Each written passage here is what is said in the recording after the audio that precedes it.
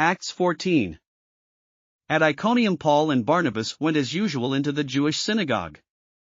There they spoke so effectively that a great number of Jews and Greeks believed. But the Jews who refused to believe stirred up the other Gentiles and poisoned their minds against the brothers. So Paul and Barnabas spent considerable time there, speaking boldly for the Lord, who confirmed the message of his grace by enabling them to perform signs and wonders. The people of the city were divided, some sided with the Jews, others with the apostles. There was a plot afoot among both Gentiles and Jews, together with their leaders, to mistreat them and stone them.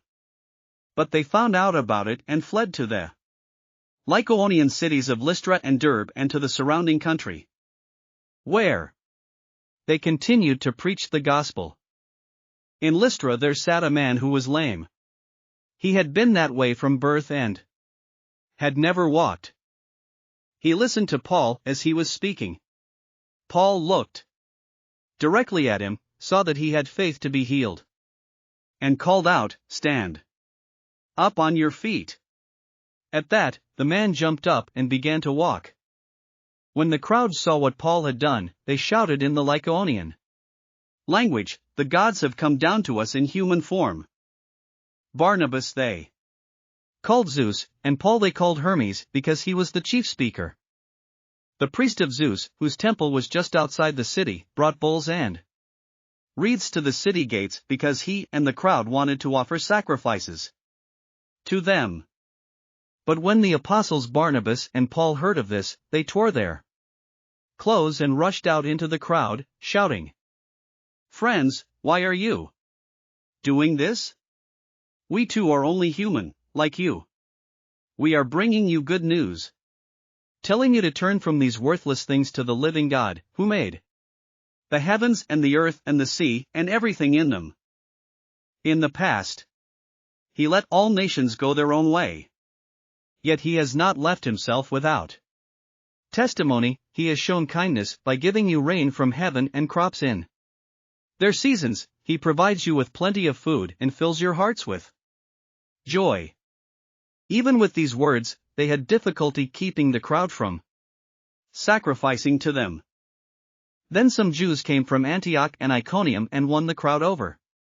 They stoned Paul and dragged him outside the city, thinking he was dead. But after the disciples had gathered around him, he got up and went back into the city. The next day he and Barnabas left for Derbe. They preached the gospel in that city and won a large number of disciples. Then they returned to Lystra, Iconium and Antioch, strengthening the disciples and encouraging them to remain true to the faith. "We must go through many hardships to enter the kingdom of God," they said.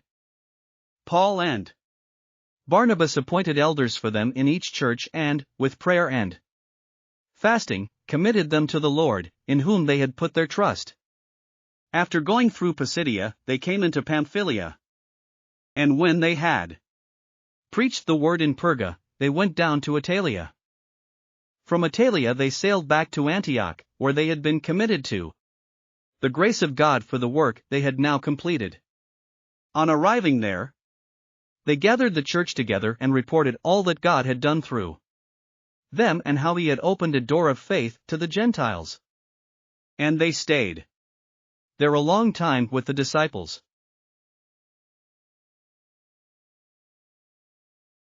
Thanks for listening to another chapter of the Bible. At My Faith Fuel, we believe a good coffee fuels your faith and energizes your day. Please visit myfaithfuel.com to explore our delicious coffee blends. Part of each purchase goes to training worshipers around the world. Thanks for listening.